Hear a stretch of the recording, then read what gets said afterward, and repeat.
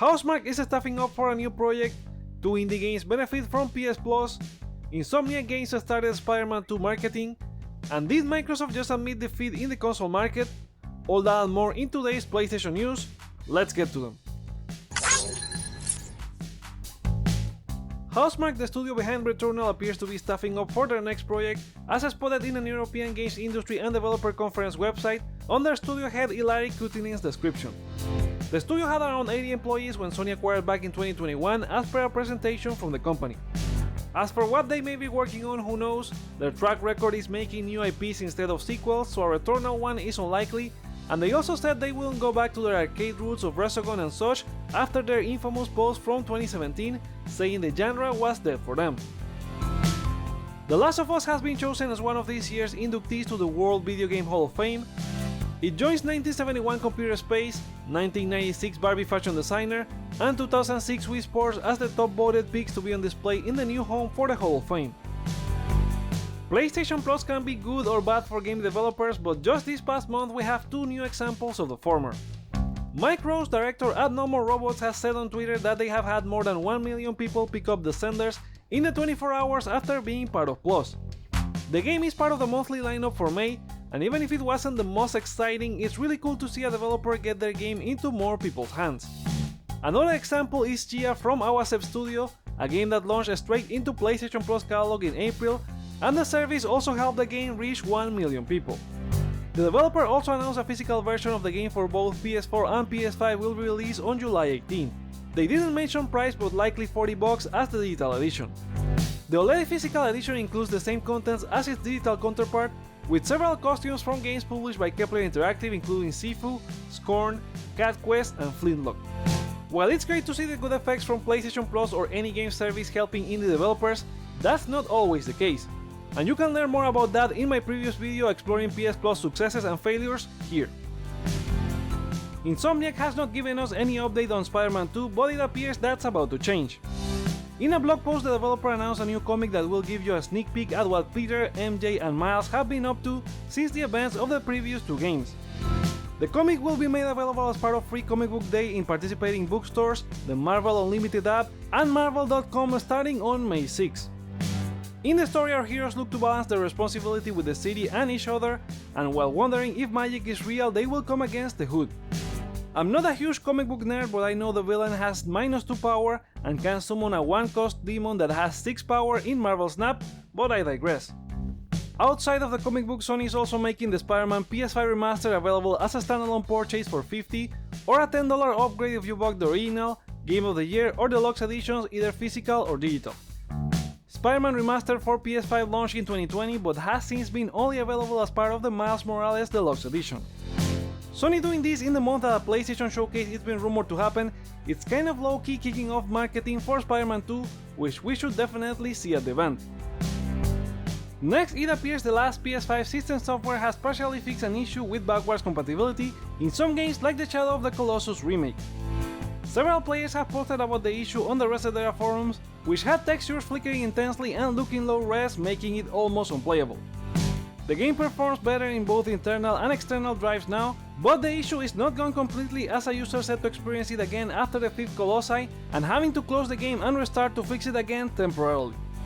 Hopefully they fix it for good with more stability updates. And fixing cheaters is what Bungie is doing as they continue their legal campaign. This time they won a $12 million lawsuit against Mihai Claudiu Florentin, a Romanian man who was associated with Veteran Cheats, a group that made and sold cheats for Destiny 2. They were only awarded $146,000 for damages in regard to copyright infringement, and the guy has been banned from engaging in future similar activities. In related news, Bungie has also increased the prices for battle passes in Destiny 2, going from 1100 to 1200 silver, starting with Season 21. For reference, 1100 silver cost $10. Moving on, did Microsoft just admit defeat in the console market? That's what's making the round after a kinda funny interview with the Xbox boss Phil Spencer. He said that they are not in the business of out-consoling Sony or Nintendo, and that there's not a great solution or win for them. That is due to being third place in the console market and the 2 top players being really strong, while they also have a discrete focus on doing deals and other things that make being Xbox hard for them as a team. He continued that he sees commentary that if you build great games, everything will turn around, but it's just not true that building great games will all of a sudden see a console share shift. And that they lost the worst generation to lose with Xbox One, where everyone built their digital library of games. Still, they are committed to the Xbox community to feel awesome, but the idea of focusing more on great games somehow making them win the console race doesn't really lay into the reality of most people. Spencer further added that this generation is the first where the big games were available last gen, so the continuity from generation to generation is really strong, not like in the previous times where a new gen would mean a clean slate. As a result, he doesn't think there's a world where Starfield is 11 out of 10 and people will start selling their PS5s. There's a lot to unpack here and I recommend you watch the Kinda Funny Xcast for the amazing content they put out. Now, I don't want to use this as console war fuel, instead analyze what Spencer said. I do agree with him in Microsoft trying to find its own space and not going head to head against Sony and Nintendo in the traditional way, even more with what he said that switching sides after building a digital library is really hard. Game Pass is a cheap way to play on more platforms while still being a PlayStation or Nintendo gamer, and it's a smart strategy. The one thing I don't agree with him is the statement that making great games won't turn things around. Companies make mistakes every time. Sony has had a few shares of them during the beginning of the PS3 generation, and Nintendo has had a few as well. Both companies have managed to bounce back several times from bad decisions that even cost them half or an entire generation, and it's all about the games. But it doesn't matter how many IPs or game developers you own if you don't nurture teams and create processes that evolve their way of creating games, and that takes time. Microsoft has teams that have done cool things, Hi-Fi Rush this year for example, but they clearly need to improve in those aspects, something I've seen God of War creator David Jaffe comment on several times in his podcast. Sony and Nintendo are consistent in their quality releases, but that didn't happen overnight, and even then they have a title that doesn't perform as expected every now and then. Now, there are some people who believe what Spencer said was on purpose to look weak just in case regulators are watching as part of the Activision approval. I don't think that's the case, but what do you think? In the end, I hope the best for Microsoft and their fans. The industry benefits from having more players performing at their best. And performing the best in sales is exactly what Hogwarts Legacy has done during this past quarter.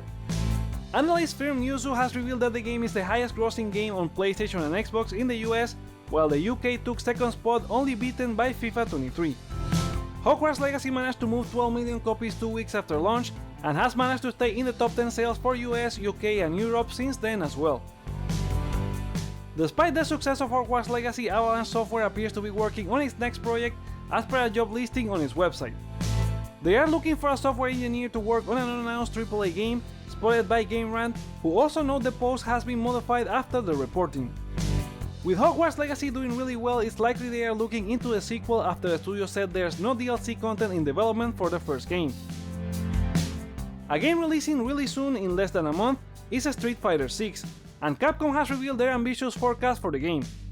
Capcom President Haruhiro Sugimoto revealed they expect the title to sell 10 million units in an interview with Famitsu. This is based on the series being a flagship, so they had no hesitation in investing in it, and their flagships like Resident Evil and Monster Hunter have moved to sell 10 and 20 million copies respectively. He also pointed out that Street Fighter V sold 7 million copies, and that one was a console exclusive for PS4. I think the fact that it's multi-platform plus pushing a lot for single-player content should help the title sell among the most casual fans. Final Fantasy XVI is getting banned in Saudi Arabia after Square's unwillingness to make the necessary changes to the game, as shared by insider Aida Kimochi on Twitter. The public authority for audiovisual media didn't elaborate on what the changes were requested, but a few users on Twitter suggested that it was due to the appearance of a gay character in certain scenes. The country has previously banned other games such as God of War and Final Fantasy XV. Let's move to some release dates real quick. And speaking of Final Fantasy XVI, the new PS5 bundle is now available for pre-order, going for $560, which means $10 of the game. It launches on June 22nd, and remember, it includes a digital copy. Developer Armor Game Studios have announced their mystery horror game that resembles classics from the PS1 era like Silent Hill. The Tartarus key will be launching this May 31st for PS4. Double Dragon is making a comeback with Rise of the Dragons, developed by Modus Games, giving a new roguelike spin to the classic beat-em-up gameplay. It launches for PS4 and PS5 this summer. And if you wanted more Atomic Heart, this summer will also see the release of the first DLC, as developer Moonfish teased with a new trailer that hints at unexplored locations. LEGO 2K Drive is speeding to PS4 and PS5 this May 19, and 2K has revealed the Drive Pass for the game, which works as a battle pass unlocking additional vehicles, drivers, bricks and stickers and more. Purchasing the premium version gives you access to all 4 battle passes for year 1. South Korean developer NPixel has revealed Chrono Odyssey, a new MMORPG built with Unreal Engine 5 that will be launching for PS5. They didn't give a release date, but it looks insane. And those are the PlayStation stories for today. Come back on Monday for a new video, but remember to share your thoughts on any of these news in the comments below, like or dislike to let me know your feedback, check out other videos you may enjoy while you're here, and consider subscribing for more on PlayStation. Thank you so much for watching, my name is Joseph, this is Hype for Games, and let's get hype!